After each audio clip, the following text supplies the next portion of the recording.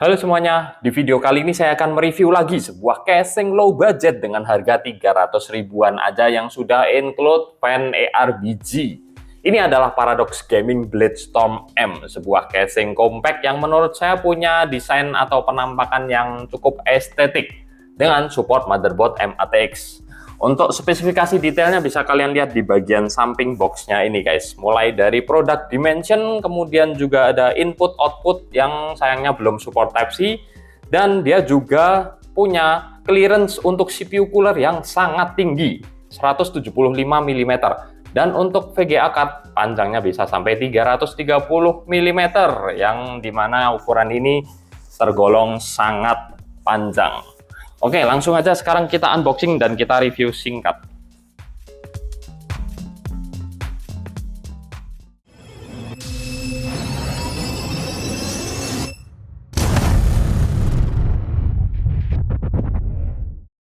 Nah, penampakan casing Paradox Gaming Blade-Storm M seperti ini guys. Dan seperti yang tadi sudah saya sebut ya, ukuran casing ini cukup compact. Nggak terlalu tinggi juga nggak terlalu panjang ke depan, lebarnya juga pas-pasan. Jadi cocok untuk ditaruh di setup meja kalian yang berukuran sedang atau minimalis lah. Dan untuk bagian depan casing ini kalian bisa lihat cukup estetik ya. Saya lebih suka kalau dikombinasi seperti ini guys. Sebagian aja ada aksen woodennya di sisi kiri dan sisi kanan, yang mana memperlihatkan kemewahan dari casing ini tanpa menghalangi airflow masuk. Jadi bagian depan ini full mesh, dia ada lubang yang cukup lebar untuk airflow intake. Nah, untuk bagian tempered glassnya ini, cara membukanya masih pakai model yang cukup jadul ya, ini dengan dua baut yang ada di bagian belakang, dan kita geser sedikit ke belakang. Maka kita akan mendapatkan sebuah tempered glass yang cukup tebal dan solid dengan frame besi di sisi kiri kanannya. Bagian dalamnya pun saya lihat sih ya standar untuk sebuah casing yang support motherboard M-ATX. Dia cuma punya 4 slot PCI expansion, yang mana berarti bagian dasar atau bawah casing ini nggak terlalu lebar. Kalau kalian pasang VGA card yang butuh triple slot bakalan kelihatan sumpek ya. Dan yang jelas ada slot atau dudukan fan 12 cm di atas cover power supply ini nggak bakalan bisa dipasang fan kalau kalian pasang VGA card yang terlalu tebal. Begitu pula di bagian atas, menurut saya juga casing ini agak kurang lega kalau kalian pasangin IO water cooling. Nanti akan saya tampilkan di video juga ya posisi di mana IO water coolingnya terpasang. Dan FYI, untuk bagian atas ini kalian bisa pasang water cooling IO sampai yang ukurannya 280 atau yang pakai fan 14 cm x 2. Karena memang di sini ada slot atau dudukan fan yang opsional ya, antara 12 cm atau 14 cm pun masih bisa masuk di atas sini. Cukup lebar sih untuk kiri ke kanannya, tapi sayang clearance dengan motherboard saya rasa agak sedikit kurang jauh. Tapi paling enggak untuk jalur ke area kabel manajemen di casing ini cukup lengkap guys. Ada banyak banget lubang-lubang untuk mengarahkan kabel ke area kabel manajemen di bagian belakang casing. Ini kalian bisa lihat di atas 2, di bawah 2, di samping ini pun dia ada 2 baris. Kalau kalian memasang motherboard yang ukuran kecil, yang bukan M-ATX standar, yang biasanya 2 slot RAM, nanti akan saya tampilkan juga ya, maka kalian akan bisa melewatkan kabel 24 pinnya ke yang bagian tengah ini. Tapi kalau kalian pakai yang ukurannya full M-ATX sampai ke depan sini, yang 24x24, maka kabel 24 pinnya harus dimasukkan ke bagian yang depan. Terus ada satu lagi yang saya kurang suka dari casing ini adalah pre-install fan-nya hanya 1. Kenapa saya bilang kurang oke? Karena memang kalau untuk fan yang include di casing, kalau cuma 1 itu nanggung guys. Jadi istilah saya, sekalian nggak usah ada fan yang include, atau kalau mau include fan minimal 3, supaya airflow-nya itu udah langsung jadi. Jadi 2 di depan, 1 di belakang, atau 1 di depan, 2 di belakang, terserah lah. Tapi ya ini anggap aja sebagai bonus, karena memang harga casing ini udah cukup murah. Kita balik lagi ke bagian depan ini guys, kita coba buka ya. Nah, jadi seperti ini. Di bagian belakang front covernya ini ada mesh filter yang kayaknya sih nggak bisa dicopot ini.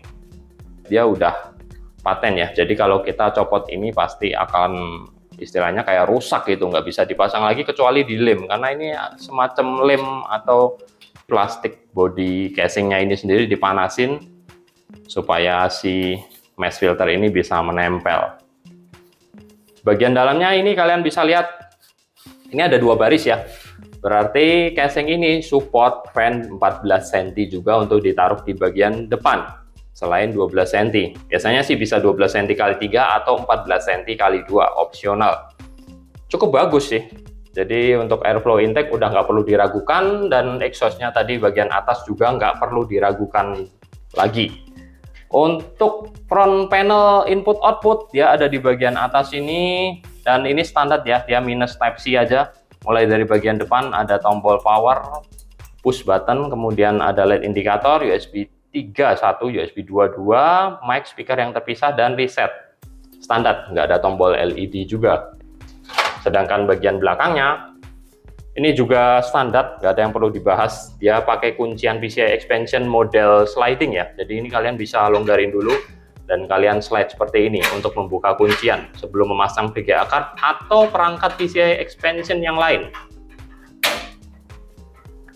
Bagian bawah guys, kita lihat ini juga standar, tapi bagusnya di casing ini dia punya kaki-kaki dari bahan plastik yang cukup tinggi dengan lapisan karet anti slip. Ini EVA foam ya, bukan karet. Kemudian dia juga menyematkan mesh filter untuk intake fan power supply. Kita sekarang lanjut ke bagian kabel manajemennya. Nah, ini kita bisa lihat untuk bagian atau area kabel manajemen menurut saya agak kurang lebar. Nih, bisa dilihat dari sisi ini ya. Jadi ini ada space 1 jari untuk di bagian depan yang cukup lumayan sih standar, tapi bagian bagian belakangnya ini lebih tipis lagi guys.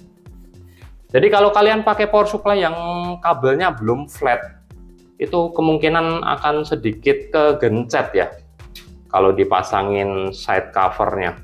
Apalagi di sini ada dudukan storage ya, ini plus minus. Bagusnya sih kalian bisa memasang 2 storage sekaligus di sini, SSD maupun hard disk 2,5 inci. Ini karena ada tulisannya ya kiri kanan. Kemudian kabel front panelnya ini kok sebenarnya full black sih, tapi kenapa ya dia ada 2 kabel, yakni front USB 2 dan HD audio yang masih warna-warni. Ini agak mengurangi estetika sih buat yang memperhatikan detail. Seharusnya dibikin hitam juga, jadi benar-benar full black semua, nggak ada warna-warninya seperti ini. Terus untuk konektor yang lain standar ya, ini USB 3 dan tombol-tombol serta LED indikator. Untuk kabel fan-nya ada di bagian atas ini menjuntai. Fan bawaannya ini pakai konektor 3 pin non PWM guys. Jadi bisa kalian colokin ke motherboard, plus 5 volt 3 pin ERBG yang nggak ada male female-nya, jadi nggak bisa di daisy chain. Kalian harus pakai splitter kalau mau memasang ini di fan yang nggak ada cabang male female-nya. Terus ini apa lagi nih? Oh, aksesoris untuk memasang dong, tentu saja. Seperti biasa, kita dapetin beberapa utas kabel tis dan set baut untuk merakit yang cukup lengkap nih. Ada baut panjangnya juga yang jarang disertakan di casing-casing low budget. Bagus sih, aksesorisnya lengkap. Nice. Di bagian bawah standar layaknya beberapa casing low budget. Dia ada storage B1 ini yang multifungsi, bisa dipakai untuk storage 2,5 inci maupun 3,5 inci bebarengan, satu di atas, satu di dalam. Kemudian juga di bagian sebelahnya lagi ini ada sebuah slot atau area untuk power supply yang menurut saya juga kalian nggak akan bisa memasang power supply yang terlalu panjang ya, yang high end gitu biasanya kan ukuran power supply-nya agak panjang-panjang. Ini dia agak terbatas kecuali kalian copot storage bay-nya. Jadi kalau kalian nggak pakai storage bay ini, area untuk power supply jelas sangat longgar sekali. Kabel-kabel juga kalian bisa taruh di sini. Tapi minusnya kalian nggak bisa pasang storage hard disk 3,5 inci. Oke, mungkin gitu aja ya di area bawah sini. Dan nggak ada lagi yang bisa dibahas dari casing ini. Kalau soal build quality, ketebalan casing sih menurut saya ya standar lah. Untuk harga 300 ribuan ini udah cukup bagus. Apalagi kalau kalian lihat bagian front covernya, ini yang paling saya suka. Desainnya keren.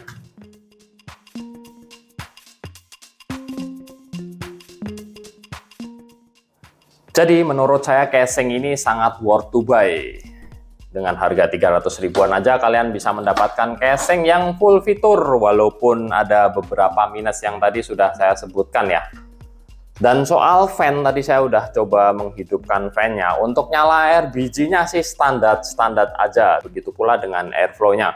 Jadi kalau kalian punya dana lebih dan mementingkan airflow dari sebuah casing PC, saya sarankan kalian ganti fan bawaan casing ini. Anggap aja casing ini nggak ada fan-nya lah. Fan satu ini cuma bonusan aja.